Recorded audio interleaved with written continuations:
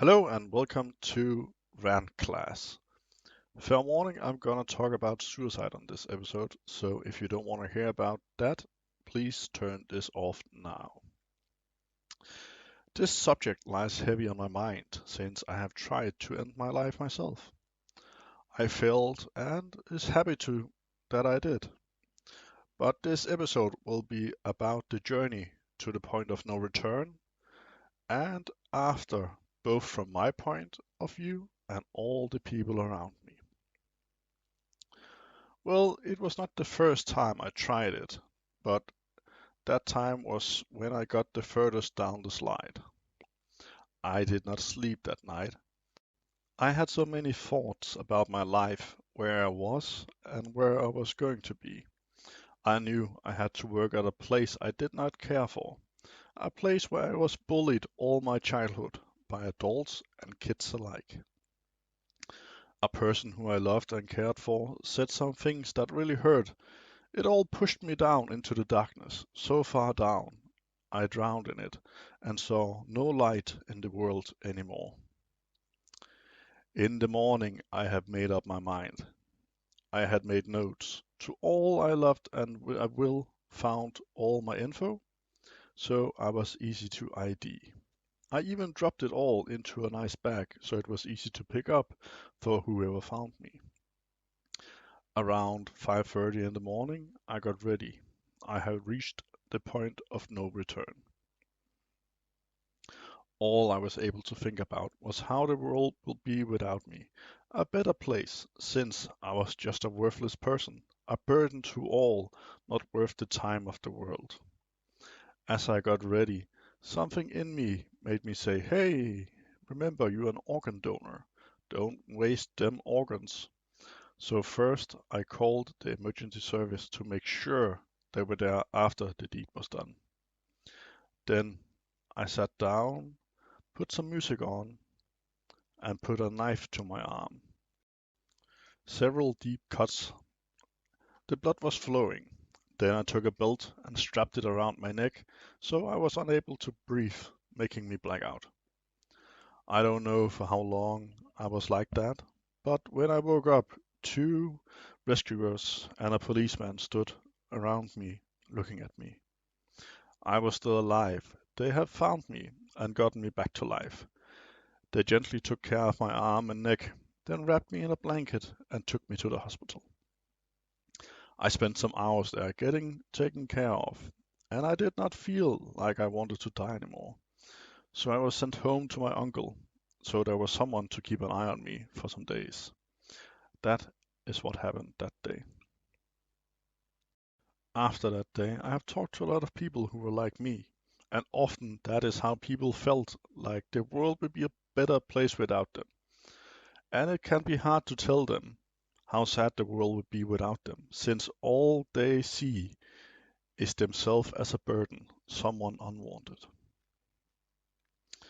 But after the deed, a week after, I told my mom and dad about it. Both sad to hear about it, asking why I did not say anything, even telling me that the hurt if I had died might have ended up killing them from a broken heart. When I told others close to me, some yelled at me, telling me what the fuck was wrong with me. Others cried over the idea I had it so bad and they did not know. But it's never easy to be the one left in this world after you try or even end your own life. It's a scar that would never heal, something that will make them think over everything ever said and done, making them feel like they have failed you in every way possible. It will never end, and the pain will never vanish after someone kills themselves.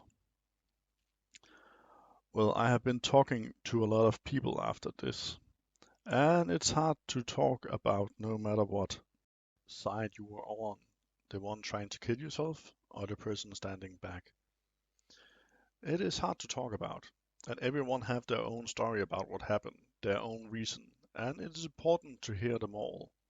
But it's also important to talk about it with a trusted friend, family, or as I was, sent to a nurse, a lovely lady, who helped me getting into all the thoughts and dreams that had driven me to the point of no return.